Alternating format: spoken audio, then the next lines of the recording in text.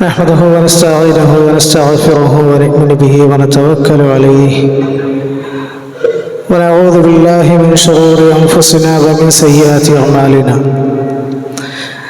من يهده الله فلا مضل له ومن يضلل فلا هادي له وأشهد أن لا إله إلا الله وحده لا شريك له وأشهد أن محمدا عبده ورسوله أرسله بالهدى ودين الحق ليظهره على الدين كله ولو كره المشركون اللهم صل على محمد وعلى آل محمد كما صليت على إبراهيم وعلى آل إبراهيم إنك حميد مجيد وبارك على محمد وعلى آل محمد كما باركت على إبراهيم وعلى آل إبراهيم إنك حميد مجيد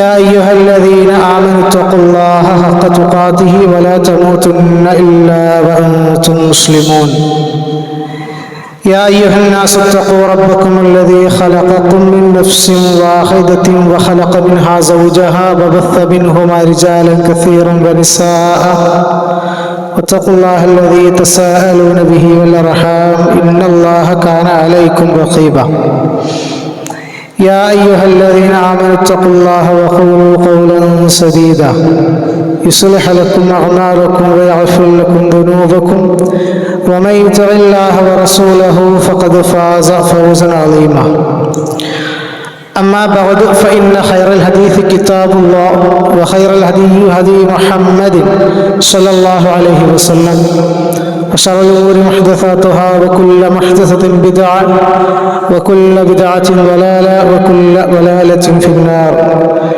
أعوذ بالله من الشيطان الرجيم بسم الله الرحمن الرحيم إنا أعطيناك الكوثر فصل لربك وانحر ഏറെ സ്നേഹം നിറഞ്ഞ വിശ്വാസികളെ ലോകരക്ഷിതാവായ അല്ലാഹു റബ്ബ് സുബ്ഹാനഹു വ തആലയുടെ വിധിയും വിലക്കുകളും ജീവിതത്തിൻ്റെ എല്ലാ മേഖലകളിലും പാലിച്ച് ജീവിതം ക്രമപ്പെടുത്തണമെന്ന് ഓർമ്മപ്പെടുത്തുകയാണ്. നാഥൻ അവനേറെ ഇഷ്ടപ്പെടുന്ന ദാസരിൽ നമ്മെ ഉൾപ്പെടുത്തുമാറാകട്ടെ. ലോകത്തിൻ്റെ അഷ്ടദിക്കുകളിൽ നിന്നായി ലക്ഷക്കണക്കിന് വിശ്വാസികൾ പരിശുദ്ധ ഹജ്ജിനായി മക്കയിലേക്ക് ഒഴുകിക്കൊണ്ടിരിക്കുകയാണ്. നമ്മുടെ നാട്ടിൽ നിന്നും ഉമ്മുൽ ഖുറായെ ലക്ഷ്യമാക്കി പുറപ്പെട്ടവരുണ്ട്. മബ്റൂറായ ഹജ്ജ് നിർവഹിക്കാൻ റബ്ബ് തൗഫീഖ് ചെയ്യുമാറാകട്ടെ. നമുക്കും സ്വീകാര്യമായ ഹജ്ജ് നിർവഹിക്കാൻ അല്ലാഹു റബ്ബ് സുബ്ഹാനഹു വ തആലയുടെ തൗഫീഖ് കിട്ടുമാറാകട്ടെ. ഹജ്ജ് നിർവഹിക്കാൻ കഴിയാത്ത നമുക്കും ഹജ്ജിൻ്റെ ചില കർമ്മങ്ങളിൽ പങ്കാളികളാവാം എന്നത് ഇസ്ലാം പഠിപ്പിക്കുന്ന കാര്യമാണ്. അതിൽപ്പെട്ട ഒരു കാര്യമാണ് ഉളുഹിയ്യത്ത് എന്നുള്ളത്. ഭാഷാപരമായി ളുഹ സമയത്ത് അറക്കുന്നതിനാലാണ് ഉളുഹിയ്യത്ത് എന്ന പേര് നൽകിയിട്ടുള്ളത്. അള്ളാഹുവിൻ്റെ സാമീപ്യം ആഗ്രഹിച്ചുകൊണ്ട് പെരുന്നാൾ ദിവസങ്ങളിൽ റബ്ബിന് ആട്, മാട്, ഒട്ടകങ്ങളെ ബലിയർപ്പിക്കുന്നതാണ് ഉളുഹിയ്യത്ത് എന്ന് പറഞ്ഞാൽ. ബലികർമ്മം എന്ന് പറഞ്ഞാൽ പെരുന്നാൾ ദിവസം മനസ്സും വയറും നിറയെ നിന്ന് രസിക്കാനുള്ള ഒരു ഏർപ്പാടല്ല, മറിച്ച് ഉളുഹിയ്യത്തിന് പിന്നിൽ ഒരു ബാപ്പയുടെയും ഒരു മകൻ്റെയും ചരിത്രമുണ്ട്. എല്ലാം റബ്ബിൽ സമർപ്പിച്ച ഒരു ബാപ്പയും മകനും. ഖലീലുല്ലാഹി ഇബ്രാഹിം അലൈഹിസ്സലാത്തു വസ്സലാം അദ്ദേഹത്തിൻ്റെ മകൻ ഇസ്മായിൽ അലൈഹിസ്സലാത്തു വസ്സലാം ചരിത്രം നമുക്കറിയാവുന്നതാണ്. 86-ാമത്തെ വയസ്സിലും കുഞ്ഞിന് വേണ്ടിയിട്ടുള്ള പ്രാർത്ഥനകളാണ്. ഒരു കുട്ടിയില്ലാത്ത വിഷമം നന്നായി അനുഭവിച്ചിരുന്ന ഖലീലുല്ലാഹി ഇബ്രാഹിം അലൈഹിസ്സലാത്തു വസ്സലാം അല്ലാഹു റബ്ബ് സുബ്ഹാനഹു വ തആലയോട് നിരന്തരമായി പ്രാർത്ഥിക്കുകയാണ്. യാതൊരു പ്രതീക്ഷയും കൈവിടാതെ തൻ്റെ 86-ാമത്തെ വാർദ്ധക്യത്തിൻ്റെ അവസാന സമയത്തും അല്ലാഹു റബ്ബ് സുബ്ഹാനഹു വ തആലയോട് വിളിച്ചു പ്രാർത്ഥിക്കണം. റബ്ബി ഹബിലി മിനസ് സ്വാലിഹീൻ, റബ്ബേ സ്വാലിഹീങ്ങളിൽപ്പെട്ട ഒരു കുഞ്ഞിനെ നൽകണേ. അള്ളാഹു പറയുന്നു ഫബശ്ശർനാഹു ബിഗുലാമിൻ ഹലീം. ആ പ്രാർത്ഥിച്ചതിൻ്റെ ഫലമായി സഹനശീലനായ ഒരു ബാലനെ കുറിച്ച് നാം അദ്ദേഹത്തിന് സന്തോഷ വാർത്ത അറിയിച്ചു. ഒരു കുട്ടിയുണ്ടായി 86-ാമത്തെ വയസ്സിൽ. വെല്ലിപ്പയുടെ പ്രായമായി ഇബ്രാഹിം അലൈഹിസ്സലാത്തു വസ്സലാം 86-ാമത്തെ വയസ്സിൽ ഒരു ഉപ്പയാവുകയാണ്. തൻ്റെ ആദ്യത്തെ കുഞ്ഞിനെ സ്നേഹത്തോടുകൂടി ലാളനയോടുകൂടി വളർത്തി അങ്ങനെ കൊണ്ടുവരികയാണ്. നടക്കാനുള്ള പ്രായമാകുന്ന സമയത്ത് അദ്ദേഹം ഒരു സ്വപ്നം കാണുക. ആ സ്വപ്നം തൻ്റെ മകനായ ആ ചെറിയ കുട്ടിയോട് പറയുകയാണ്, യാ ബുനയ്യ, എൻ്റെ പൊന്നു മോനെ, ഇന്നി അറാഫിൽ മനാമി, ഞാനിതാ കണ്ടിരിക്കുന്നു സ്വപ്നത്തിൽ, അന്നി അദ്ബഹുക ഫൻദുർ മാദാ തറാ, നിന്നെ അറുക്കാൻ, നിന്നെ ബലി കൊടുക്കാൻ അള്ളാഹുവിൻ്റെ കൽപ്പനയുള്ളതായിക്കൊണ്ടുള്ള ഒരു സ്വപ്നം ഞാൻ കണ്ടിട്ടുണ്ട്.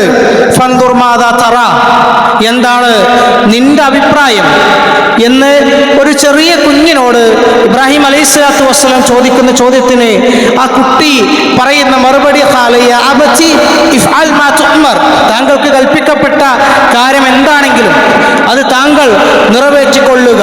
എന്നിട്ട് പറയുന്നുണ്ട്, ആ കുട്ടി പറയുകയാണ്,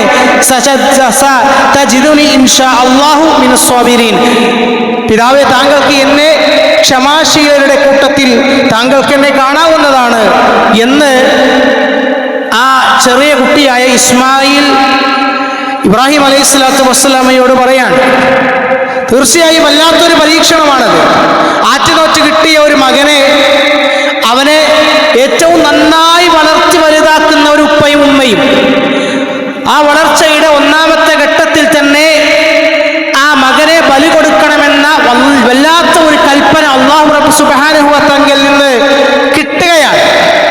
ഇബ്രാഹിം നബി അലൈഹി സ്വലാത്തു വസ്സലാം അതിനെക്കുറിച്ച് മറച്ചു വെക്കാതെ ആ മകനോട് ചോദിക്കുന്നത്, ഞാൻ എന്ത് ചെയ്യണം എന്ന്, അള്ളാഹുവിൻ്റെ കൽപ്പനയാണ്, ഞാൻ എന്താ ചെയ്യേണ്ടത് എന്ന് ചോദിക്കുമ്പോൾ ആ മകൻ പറയാണ്, എന്താണോ താങ്കൾക്ക് കൽപ്പിക്കപ്പെട്ടത്, താങ്കളോട് അള്ളാഹു പറഞ്ഞത് താങ്കളത് ചെയ്തു കൊള്ളുക.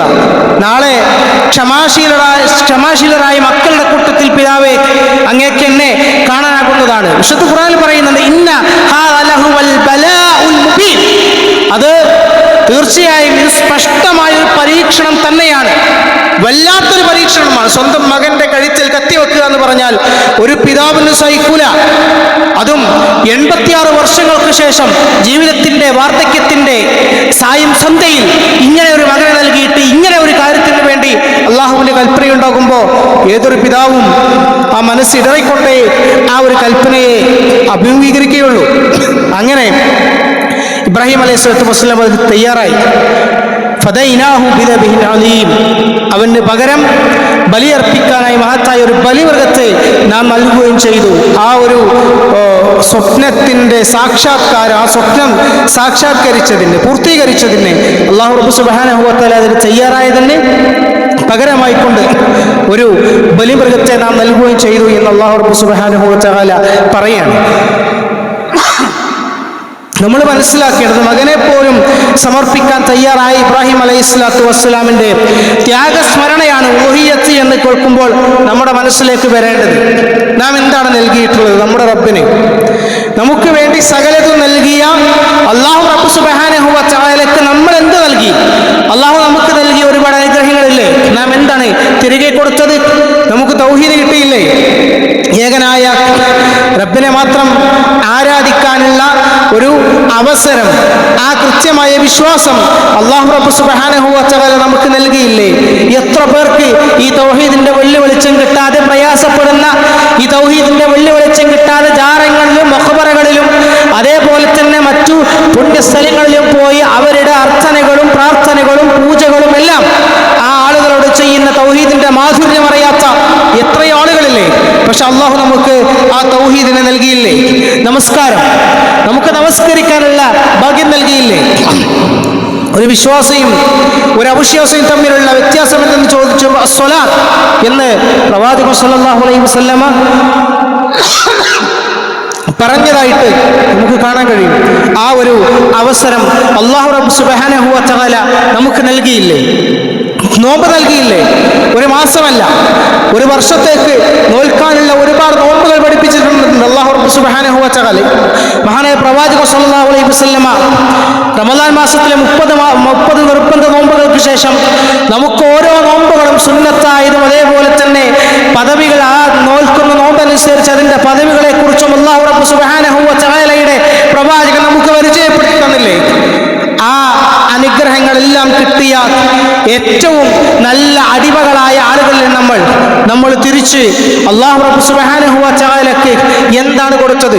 വിശുദ്ധ ഖുർആനിൽ നമസ്കാരവുമായി ചേർത്ത് പറയുന്ന കാര്യമുണ്ട്. ഖുൽ ഇന്ന സ്വലാത്തി വനുസുകി വമഹ്യായ വമമാതി ലില്ലാഹി റബ്ബിൽ ആലമീൻ. തീർച്ചയായും പറയുക നബിയേ, എൻ്റെ നമസ്കാരവും എൻ്റെ ബലികർമ്മവും എൻ്റെ ജീവിതവും എൻ്റെ മരണവും ലോകരക്ഷിതാവായ അള്ളാഹുവിനുള്ളതാകുന്നു എന്ന് നബിയോട് പറയുവാൻ വേണ്ടിക്കൊണ്ട് അല്ലാഹു റബ്ബ് സുബ്ഹാനഹു വ തആല കൽപ്പിക്കുകയാണ്. നോക്കൂ നിങ്ങൾ, ബലികർമ്മം എന്ന് പറഞ്ഞാൽ നമസ്കാരത്തോട് ചേർത്തുകൊണ്ട് അല്ലാഹു റബ്ബ് സുബ്ഹാനഹു വ തആല പഠിപ്പിക്കുക. ജീവിതത്തെ ചേർത്തുകൊണ്ട് അതോടൊപ്പം മരണമെന്ന ആ ഒരു യാഥാർത്ഥ്യത്തെയും ഉൾക്കൊള്ളിച്ചുകൊണ്ട് അല്ലാഹു റബ്ബ് സുബ്ഹാനഹു വ തആല പറയുന്ന വിശ്വാസിക്ക് ബലികർമ്മം അത്രയേറെ പ്രധാനപ്പെട്ടതാണ്. സൂറത്തുൽ കൗസറിൽ അല്ലാഹു റബ്ബ് സുബ്ഹാനഹു വ തആല പറയുന്നത്, ഇന്നാ ആതൈനാകൽ കൗസർ, തീർച്ചയായും നിനക്ക് നാം ധാരാളം നേട്ടങ്ങൾ നൽകിയിരിക്കുന്നു, ഫസല്ലി ലിറബ്ബിക വൻഹർ, ആകയാൽ നീ നിന്റെ രക്ഷിതാവിന് വേണ്ടി നമസ്കരിക്കുകയും ബലിയർപ്പിക്കുകയും ചെയ്യുക എന്നുള്ളതാണ്. എന്നിട്ടും എന്ത് പരിഗണനയാണ് നമ്മൾ കൊടുത്തിട്ടുള്ളത്? നമ്മൾ കൊടുത്തിട്ടുണ്ടോ? ബലികർമ്മത്തെ കുറിച്ച് പറയുമ്പോൾ, ഉളുഹിയ്യത്തിനെ കുറിച്ച് പറയുമ്പോൾ, അത് അറുക്കാനുള്ള ആളുകൾക്ക് വേണ്ട ഷെയറിന്റെ രൂപ ഇവിടുത്തെ നോട്ടീസ് ബോർഡിലും അതേപോലെ തന്നെ മഹലിന്റെ വാട്സപ്പ് ഗ്രൂപ്പുകളിലും ഒക്കെ അറിയിക്കുമ്പോൾ നമ്മൾ വേണ്ടുന്ന രീതിയിലേക്കുള്ള പരിഗണന ആ ഒരു ഉളുഹിയ്യത്ത് എന്ന പുണ്യകർമ്മത്തിന് നമ്മൾ നൽകിയിട്ടുണ്ടോ എന്നുള്ളതാണ്. മഹാനായ പ്രവാചകൻ സ്വല്ലല്ലാഹു അലൈഹി വസല്ലം പറയണം, മൻ കാന ലഹു സഅത്തുൻ വലം യുളഹി ഫലാ യഖറബന്ന മുസല്ലന. ഒരാൾക്ക് ബലിയറുക്കാൻ സൗകര്യമുണ്ടായിട്ട് ആ ബലി അറുക്കുന്നില്ലെങ്കിൽ നമ്മുടെ പെരുന്നാൾ നമസ്കാര സ്ഥലത്തേക്ക് അവൻ അടുക്കരുത് എന്ന് പ്രവാചകൻ സ്വല്ലല്ലാഹു അലൈഹി വസല്ലം പറഞ്ഞത് ഈ ഹദീസിനെ കുറിച്ച് ഹസൻ എന്ന് സൂചിപ്പിച്ചതായിട്ട് നമുക്ക് കാണാൻ കഴിയും. ആർത്തവകാരികളായ സഹോദരിമാരോട് മുസല്ലയിലേക്ക് വരാനും നമസ്കാരത്തിൽ നിന്ന് മാറി നിൽക്കാനും പറഞ്ഞു. അങ്ങനെ പ്രവാചകൻ സ്വല്ലല്ലാഹു അലൈഹി വസല്ലം കൽപ്പിച്ചതാണ്. വസ്ത്രമില്ലെങ്കിൽ കടം വാങ്ങിയിട്ടായാലും നിങ്ങൾ മുസല്ലയിലേക്ക് എത്തിച്ചേരണം എന്ന് പ്രവാചകൻ സ്വല്ലല്ലാഹു അലൈഹി വസല്ലം പറഞ്ഞു. എന്നാൽ ബലിയറുക്കാൻ സൗകര്യമുണ്ടായിട്ടും ആ സൗകര്യം ഉപയോഗപ്പെടുത്താത്തവൻ ആ മുസല്ലയിലേക്ക് അടുക്കരുത് എന്നതാണ് പ്രവാചകൻ സ്വല്ലല്ലാഹു അലൈഹി വസല്ലം പറഞ്ഞത്. നോക്കൂ നിങ്ങൾ, നമ്മളിൽ പലരും വേണ്ടത്ര ഗൗരവത്തിൽ കാണാത്ത ഒരു കാര്യം, നമ്മൾ ഈ വിഷയത്തിൽ വേണ്ടത്ര ഗൗരവം കൊടുക്കാറുണ്ടോ എന്നത് സംശയമാണ്. ഒരു ഷെയർ കൂടാൻ എത്ര വേണം? പക്ഷേ നമുക്ക് മറ്റൊരുപാട് കാര്യങ്ങളും സൗകര്യങ്ങളും ആവശ്യങ്ങളും അത്യാവശ്യങ്ങളും അനാവശ്യങ്ങൾക്കും നമ്മുടെ കയ്യിൽ പൈസയുണ്ട്. കടം വാങ്ങി ഷെയർ ചേരണമെന്നല്ല ഇസ്ലാം പറയുന്നത്. മറിച്ച് നമ്മുടെ ഒരു ഫോൺ കേട് വന്നാൽ അത് തൊട്ടടുത്ത ദിവസം തന്നെ മാറ്റി പുതിയത് വാങ്ങാനുള്ള സൗകര്യം നമുക്കുണ്ട്. അതേപോലെ തന്നെ വാഹനം വാങ്ങാൻ നമുക്ക് സൗകര്യമുണ്ട്. അവധി ദിവസങ്ങളിൽ ഏതെങ്കിലും സ്ഥലങ്ങളിലേക്ക് വിനോദയാത്ര പോകാൻ നമ്മുടെ കയ്യിൽ സമ്പത്തുണ്ട്. യാതൊരു പ്രയാസമോ യാതൊരു കുറവോ സാമ്പത്തികമായ പ്രയാസങ്ങളോ നമ്മൾ അവിടെ പറയാറില്ല, ഉന്നയിക്കാറില്ല, അതിനെക്കുറിച്ച് സംസാരിക്കുക പോലുമില്ല. മറിച്ച് അത് അത്യാവശ്യമാണ് എന്ന് പറഞ്ഞുകൊണ്ട് നമ്മൾ ഉപയോഗപ്പെടുത്താനുണ്ട്. എന്നാൽ നമ്മളെ കൊണ്ട് സാധിക്കുന്ന രീതിയിലേക്കുള്ള ബോധപൂർവമായ ഒരു ശ്രമമുണ്ടായാൽ ഒരു വർഷം കൊണ്ട് ഒരു ഷെയറിന് കൂടാൻ കഴിയുന്നവരാണ് നമ്മളെല്ലാവരും.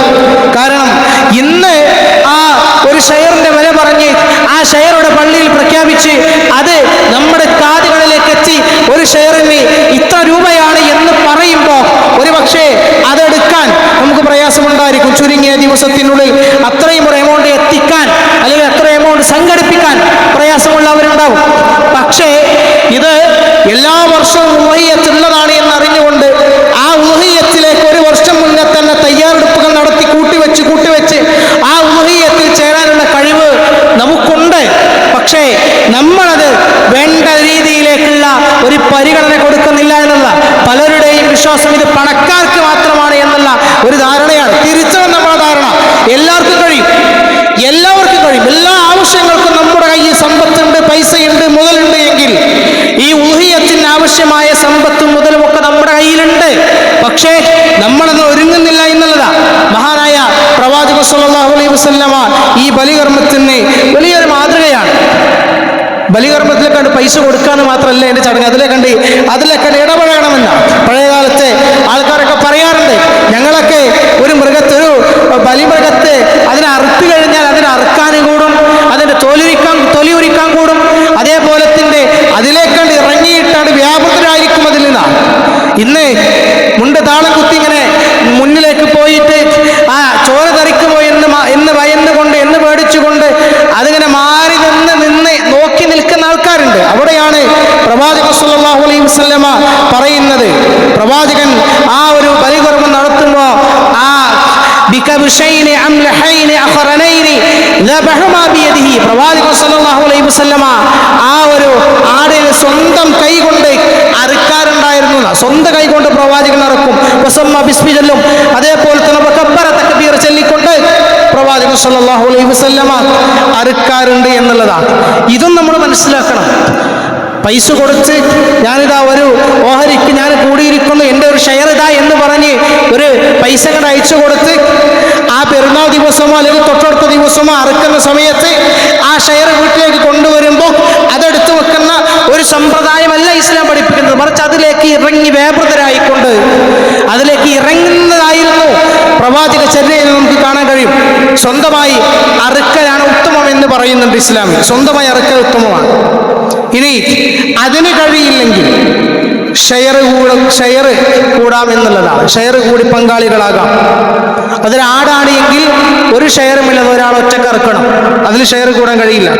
മറ്റു മാടുകളാണ് എങ്കിൽ, പോത്ത്, കാള, മുരി ഈ വിഭാഗത്തിൽ പെടുന്നതാണ് എങ്കിൽ 7 ഷെയർ വരെ ആകാം എന്നുള്ളത് ഇതൊരു അവസരമാണ് നമുക്ക് കിട്ടുന്നത്. സ്വന്തമായി ഇറക്കാൻ കഴിവില്ലാത്തവന് ഷെയർ കൂടി അറുക്കാൻ കഴിയുമെന്നുള്ള ഒരു വല്ലാത്തൊരു അവസരം ഓരോ വിശ്വാസിക്കും അല്ലാഹു റബ്ബ് സുബ്ഹാനഹു വ തആല പഠിപ്പിച്ചു തരാണ്. 7 ആയിട്ട് അത് ഷെയർ കൂടാമെന്നുള്ളത്. ഇനി ഒരാൾ അറുത്താൽ അവൻക്കത് മതിയാകുന്നതാണ്. പക്ഷേ കഴിവുണ്ട് എങ്കിൽ ആ കുടുംബത്തിലെ ഉമ്മാക്കും ഉപ്പാക്കും അതേപോലെ തന്നെ മകനും ഭാര്യക്കും അവർക്കൊക്കെ കഴിവുണ്ട് എങ്കിൽ, അവരൊക്കെ ഉദ്യോഗസ്ഥരാണ് എങ്കിൽ, അല്ലെങ്കിൽ ആ ഒരു ഷെയറിലുള്ള പൈസ എടുക്കാൻ പ്രാപ്തരായവരാണ് എങ്കിൽ അവർക്ക് ആ ഷെയർ കൂടി അതിൽ പിന്നെ പങ്കുചേരാമെന്നുള്ളതാണ്. എല്ലാത്തിനും പണമുണ്ട്, കുറഞ്ഞ പോലെ എല്ലാത്തിനും പണമുണ്ട്. മക്കളെ കടം വാങ്ങിയിട്ടാണെങ്കിലും ഈ മക്കൾക്ക് വേണ്ട വിദ്യാഭ്യാസം കൊടുക്കും, അത് വാശി പിടിച്ചു കൊടുക്കുന്ന ആൾക്കാർ, അന്നന്നത്തെ കൂലി കിട്ടി ജീവിച്ചു പോകുന്ന ആൾക്കാരിൽ പലരും ഉറച്ച തീരുമാനമെടുക്കുന്നുണ്ട്. 5ഉം 6ഉം 2ഉം 3ഉം 4ഉം കൊല്ലം കടം വാങ്ങിയിട്ടാണെങ്കിലും എൻ്റെ മക്കളെ ഞാൻ അവർക്ക് വേണ്ട വിദ്യാഭ്യാസം കൊടുക്കുന്നു. ജീവിതത്തിൽ ഒരിക്കലെങ്കിലും ഒരു പക്ഷേ ആ മനുഷ്യൻ ഒരു ഉളുഹിയ്യത്തിന് പോലും ഇത്രയേറെ ആത്മാർത്ഥതയോട് കൂടിയിട്ട് ഒരു ഷെയർ കൂടിയിട്ട് ഉണ്ടാകില്ല. കഴിവില്ലാഞ്ഞിട്ടല്ല, അതിന് മുതിരുന്നില്ല, അല്ലെങ്കിൽ അതിന് അത്രയെ പരിഗണന കൊടുക്കുന്നുള്ളൂ എന്നുള്ളതാണ്. അതുകൊണ്ട് ഒരു വീട്ടിൽ കഴിവുള്ളവർ ആരൊക്കെയുണ്ടോ അവർക്കൊക്കെ ഷെയർ കൂടാം എന്നുള്ളതാണ്. ആ ഷെയർ കൂടുമ്പോൾ ആ ഉരുവിൻ്റെ പ്രായം പറയുന്നത് ഒട്ടകമാണ് എങ്കിൽ 5 വയസ്സ് തികയണം എന്നുള്ളതാണ്. മാട് വർഗത്തിൽപ്പെട്ടതാണ് എങ്കിൽ 2 വയസ്സ് പൂർത്തിയാകണം. കോലാടാണ് എങ്കിൽ അതിന് 1 വയസ്സും, ചെമ്മരിയാടാണ് എങ്കിൽ അതിന് 6 മാസവും പ്രായം തികഞ്ഞിരിക്കണം. ഇതാണ് ആ ഉരുകൾക്ക് വേണ്ട വയസ്സ് എന്നതാണ് ഇസ്ലാം പഠിപ്പിക്കുന്നത്. അതേപോലെ തന്നെ ന്യൂനതകൾ പാടില്ല, ന്യൂനതകൾ ഉണ്ടാകാൻ പാടില്ല. പ്രകടമായ രീതിയിലുള്ള പിന്നെ ന്യൂനതകളുള്ള രോഗങ്ങളുള്ള, കണ്ണ് നഷ്ടമായ, വ്യക്തമായ വൽമരീളത്തും ബയ്യിനും മർമുഹ, കൃത്യമായി നമ്മൾ ഒറ്റനോട്ടത്തിൽ തന്നെ കണ്ടാൽ മനസ്സിലാകുന്ന രീതിയിലുള്ള രോഗങ്ങളുള്ള, പ്രകടമായ രോഗങ്ങളുള്ളതാണ് എങ്കിൽ ആ രോഗമുള്ള ഉരുവിനെ നമ്മൾ അറക്കാൻ പാടില്ല എന്നുള്ളതാണ്. വൽ അർജാഉ ബൈന ളുൽഉഹ,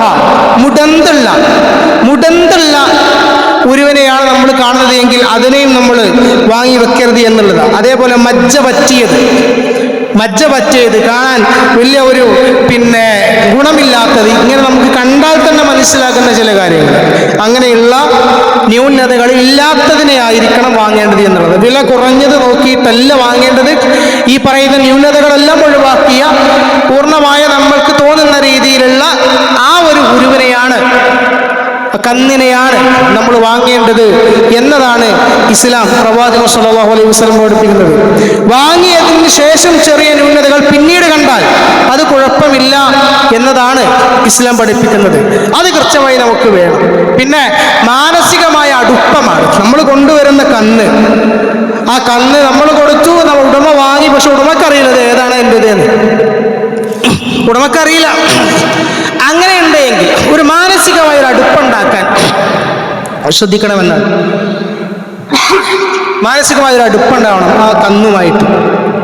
സാഹചര്യമുള്ളവർക്ക് അതിനെ വളർത്തുകയോ സ്വന്തം വീട്ടിൽ കെട്ടിയിടുകയോ പുല്ല് കൊടുക്കുകയോ അങ്ങനെ വളർത്തിയൊരടുപ്പം ഉണ്ടാക്കാം എന്നുള്ളത്. സ്വഹാബാക്കൾ ഉരുവിനെ നന്നായി തീറ്റിക്കുമായിരുന്നു എന്ന് നമുക്ക് കാണാൻ കഴിയും. സാഹചര്യങ്ങളില്ലെങ്കിൽ ഓക്കെ, പ്രശ്നമില്ല. പക്ഷെ സാഹചര്യം ഉണ്ടായിട്ടും അതിന് നല്ല രീതിയിലൊരു മാനസികമായ അടുപ്പം ഉണ്ടാക്കാൻ അത് നല്ലതാണ് എന്നതാണ് ഇസ്ലാം പഠിപ്പിക്കുന്നത്. അതുകൊണ്ട് അങ്ങനെ സാഹചര്യമുള്ളവർ അത് ചെയ്യാൻ ശ്രമിക്കുക എന്നുള്ളതാണ്. പിന്നെ അറവിൻ്റെ സമയമാണ് ഏറ്റവും ഉചിതമായ സമയം എന്ന് പറഞ്ഞാൽ നമസ്കാരം കഴിഞ്ഞ ഉടൻ. അതാണ് ഏറ്റവും ഉചിതമായത്. ഉളുഹിയ്യത്തിൻ്റെ അതിൻ്റെ മുൻപ് നമസ്കാരത്തിന് മുൻപ് നടത്തിയാൽ അത് ഉളുഹിയ്യത്ത് ആവൂല എന്ന് പറയുന്നുണ്ട്. അതിന് മുന്നേ നേരത്തെ തന്നെ അവിടെ നടത്താമെന്ന് വിചാരിച്ച് ഇറങ്ങരുത്. നമസ്കാരം കഴിഞ്ഞ ഉടനെ നടത്തലാണ് അതിന് ഉത്തമം. അതിന് മുൻപ് നടന്നാൽ അത് ഉളുഹിയ്യത്താവില്ല. പിന്നെ ദുൽഹിജ്ജ 13 അസ്തമയത്തിന് മുൻപ് വരെ സമയമുണ്ട് എന്നതും ഇസ്ലാം പഠിപ്പിക്കുന്ന ഒരു കാര്യമാണ്. അതുകൊണ്ട് തന്നെ ആരെങ്കിലും അറക്കാൻ ഉദ്ദേശിക്കുന്നുണ്ടെങ്കിൽ ഈ കാര്യങ്ങളൊക്കെ മനസ്സിലാക്കുക. അതേപോലെ തന്നെ അറവ് ഉദ്ദേശിക്കുന്നവൻ മൻ റആ ഹിലാലൻ ദിൽഹിജ്ജ ഫഅറാദ അൻ യുവഹി, ആരെങ്കിലും ദിൽഹിജ്ജ മാസത്തിൽ ഹിലാലിനെ കണ്ടു കഴിഞ്ഞാൽ അവൻ അറക്കാൻ ഉളുഹിയ്യത്തിൽ പങ്കുചേരാൻ ഉദ്ദേശിക്കുന്നുണ്ട് എങ്കിൽ ഫലാ യഖുദു മിൻ ശഅരിഹി, അവൻ അവന്റെ മുടി എടുക്കരുത്. വലാ മിൻ അൽഫാരിഹി ഹത്താ യുവഹി, അതേപോലെ തന്നെ ആ ഒരു ഉളുഹിയ്യത്ത് സമയം വരേക്കും അവന്റെ നഖങ്ങൾ അവൻ വെട്ടുകയും അരുത് എന്നതും പ്രവാചകൻ സ്വല്ലല്ലാഹു അലൈഹി വസല്ലം പഠിപ്പിച്ചൊരു കാര്യമാണ്. അത് അയാൾക്ക് മാത്രമുള്ള ബാധ്യതയാണ്. വീട്ടുകാർ മൊത്തം മുടി വെട്ടാതിരിക്കുക, വീട്ടുകാർ മൊത്തം നഖം വെട്ടാതിരിക്കുക, അങ്ങനെ ഒരു സിസ്റ്റമില്ല. ചേരുന്നത് ആരാണോ ആ ആൾക്ക് ഇത് രണ്ടും കഴിയില്ല, ചെയ്യാൻ പാടില്ല എന്നുള്ളതാണ്. ഇനി അറിയാതെ നഖം വെട്ടിയാൽ കഫാറത്തില്ല എന്നുള്ളതാണ്. അറിയാതെ നഖം വെട്ടിയതാണ് എന്നുള്ളത് നമ്മളതിന് വേറെ ഒരു കാര്യങ്ങൾ വിട്ട് ഇതൊന്നും ചെയ്യേണ്ട ആവശ്യമില്ല എന്നുള്ളതാണ്. പെരുന്നാൾ വരെ എന്നല്ല, അറവ് വരെ എന്നുള്ളതാണ്. ചിലപ്പോൾ ചില മഹല്ലുകളിൽ പെരുന്നാൾ നിസ്കാരത്തിൻ്റെ അന്നായിരിക്കില്ല അറവ്, തൊട്ടടുത്ത ദിവസമായിരിക്കും. അല്ലെങ്കിൽ ഈ പറഞ്ഞ ദുൽഹിജ്ജ 13 അസ്തമയത്തിന് മുൻപുള്ള ആ സമയത്തായിരിക്കും. അപ്പോൾ അതുകൊണ്ട് തന്നെ ആ സമയം വരേക്കും നമ്മൾ മുടി നീക്കം ചെയ്യരുത്, നഖം നീക്കം ചെയ്യരുത് എന്ന് തന്നെയാണ് ഇസ്ലാം പറഞ്ഞിട്ടുള്ളത്. അതേപോലെ തന്നെ ദുൽഹിജ്ജ ആരംഭിച്ച ശേഷമാണ് ഉളുഹിയ്യത്തിന് സൗകര്യം വന്നത്. അപ്പോൾ മുതലും തുടങ്ങാം എന്നുള്ളതാണ്. ദുൽഹിജ്ജ ആരംഭിച്ചത് മുതൽ നമുക്കത് തുടങ്ങാം എന്നുള്ളതാണ്. ഇത് വളരെ കൃത്യമായിക്കൊണ്ട് ഇസ്ലാം പഠിപ്പിച്ച ചില ഒരു ഉളുഹിയ്യത്തിൽ പങ്കെടുക്കുന്ന വ്യക്തിക്ക് വേണ്ട ചില കാര്യങ്ങളാണ്.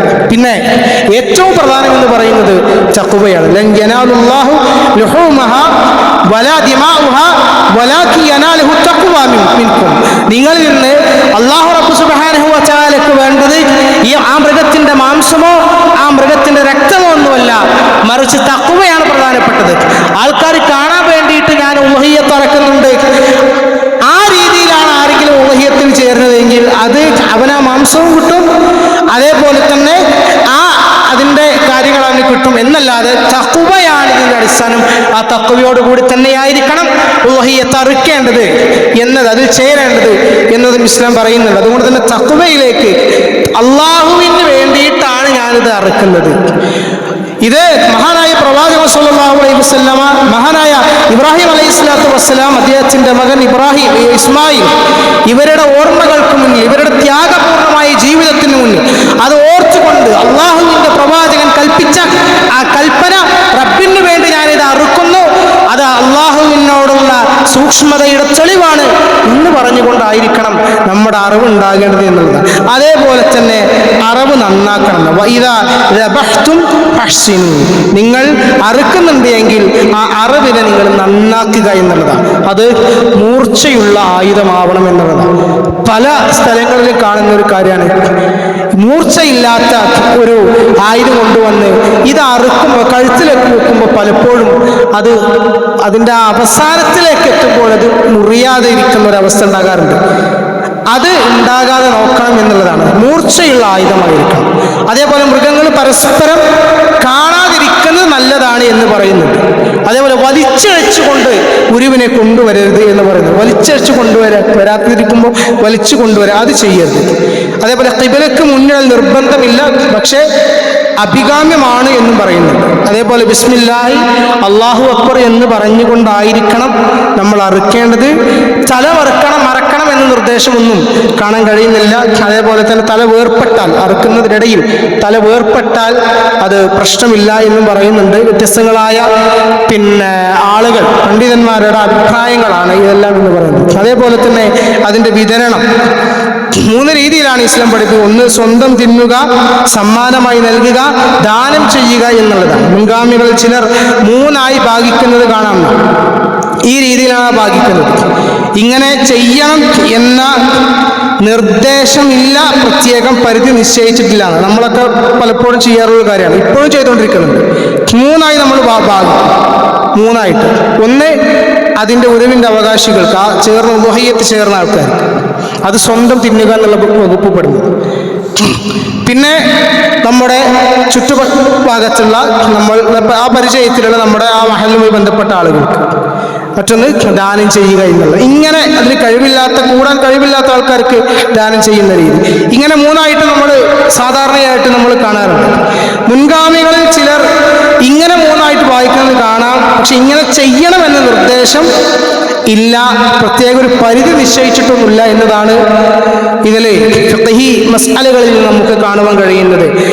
ഏതായിരുന്നാലും നല്ല ഭാഗം സ്വന്തമായി എടുത്ത് തനിക്ക് ആവശ്യമില്ലാത്തത് മറ്റുള്ളവർക്ക് കൊടുക്കുക എന്നുള്ള ഒരു രീതി, അങ്ങനെ ചെയ്യുന്ന രീതി ഇസ്ലാം പഠിപ്പിക്കുന്നില്ല എന്നതും കൂടി നമ്മൾ ഇതിനോടുകൂടി ചേർത്ത് മനസ്സിലാക്കേണ്ട കാര്യമാണ്. അത് കൃത്യമായി നമ്മൾ മനസ്സിലാക്കുക ചെയ്യുക. പിന്നെ പലർക്കുള്ള സംശയമാണ് ഈ അമുസ്ലിങ്ങളായ ആളുകൾക്ക് ഈ ബലിമാംസം കൊടുക്കാൻ പറ്റുമോ എന്നുള്ളത്. അനുവദനീയം എന്ന രീതിയിലാണ് അതിൻ്റെ ആളുകൾ പറയുന്നത്. മദ്ഹബീപരമായിട്ട് ചില വ്യത്യാസങ്ങളൊക്കെ ഉണ്ട്. മാലിക്കി മദ്ഹബ് പറയുന്നത് അത് അമുസ്ലിങ്ങളായ ബന്ധുവിന് നൽകാമെന്നല്ല, ബന്ധുവായ മുസ്ലിം ഉണ്ടെങ്കിൽ അവർക്ക് കൊടുക്കാം. ഷാഫി മദ്ഹബ് പറയുന്നത് അത് പാടില്ല എന്നാണ്. എന്നാൽ അഹ്ലു സുന്നയുടെ നിലപാട് എന്ന് പറഞ്ഞാൽ അത് അനുവദനീയമാണ്, കൊടുക്കാം എന്നുള്ളതാണ്. അപ്പോൾ ആ രീതിയിൽ നമ്മൾ അതിനെ കാണുകയും അത് ചെയ്യുകയും ചെയ്യുക, പരമാവധി നമ്മൾ ഇതിൽ പങ്കുചേരാൻ ശ്രമിക്കുക എന്നുള്ളതാണ്. നമ്മൾക്ക് കിട്ടിയ ഒരവസരമാണ്. അതുകൊണ്ടാണ് 7 ഷെയർ വരെ ആകാം എന്ന് പറയുന്നത്. ഒരാൾക്ക് കഴിവില്ലാത്തത് കൊണ്ടാണല്ലോ, കുറച്ച് എക്സ്പെൻസീവ് ആയത് കൊണ്ടാണല്ലോ അത് 7 പേർക്കായിട്ട് ഷെയർ കൂടാമെന്ന് ഇസ്ലാം അങ്ങനെ ഒരു കൽപ്പനയിലേക്ക് വരുന്നത്. അതുകൊണ്ട് തന്നെ അത് കൃത്യമായി നമ്മൾ ഒന്ന് തയ്യാറാവുകയാണ് എങ്കിൽ, നമ്മളൊന്ന് മുൻകൂട്ടി നിശ്ചയിച്ച് തീരുമാനമാവുകയാണ് എങ്കിൽ അത് നമുക്ക് കൃത്യമായി നിർവഹിക്കാൻ കഴിയുന്നതാണ്. ഏതായിരുന്നാലും വളരെ പ്രധാനപ്പെട്ട ഒരു കാര്യമാണ് ഉളുഹിയ്യത്ത് എന്ന് പറഞ്ഞാൽ. വളരെ അടുത്തെത്തി നിൽക്കുന്ന ഒരു സമയമാണ്, സന്ദർഭമാണ്. അതുമായി ബന്ധപ്പെട്ട ഓരോ ഷെയറിൻ്റെയും ഒക്കെ വില വിവരങ്ങൾ ഇവിടെ ബോർഡിൽ പതിച്ചിട്ടുണ്ട്. നിങ്ങളത് പള്ളി ഭാരവാഹികൾ അറിയിക്കുന്നതാണ്. അല്ലാഹു റബ്ബ് സുബ്ഹാനഹു വ തആലയുടെ മാർഗത്തിൽ നമുക്ക് ഇടപെടാൻ പറ്റുന്ന ഒരു സ്ഥലവും സന്ദർഭവുമാണ് നമുക്ക് വരാനിരിക്കുന്നത്. ഇൻഷാ അല്ലാഹ് അതിൽ പരമാവധി പങ്കെടുക്കുക.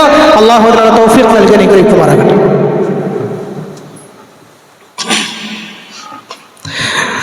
അൽഹംദുലില്ലാഹി സ്വല്ലല്ലാഹു വസ്സലാമു അലാ റസൂലില്ലാഹി വഅലാ ആലിഹി വസഹ്ബിഹി അജ്മഈൻ. അമ്മാ ബഅദ്. ഒരിക്കൽ കൂടി അല്ലാഹുവിൻ്റെ വിധിയും വിലക്കുകളും ജീവിതത്തിൻ്റെ എല്ലാ മേഖലകളിലും പാലിച്ച് ജീവിതം ക്രമപ്പെടുത്തണമെന്ന് ഓർമ്മപ്പെടുത്തുകയാണ്.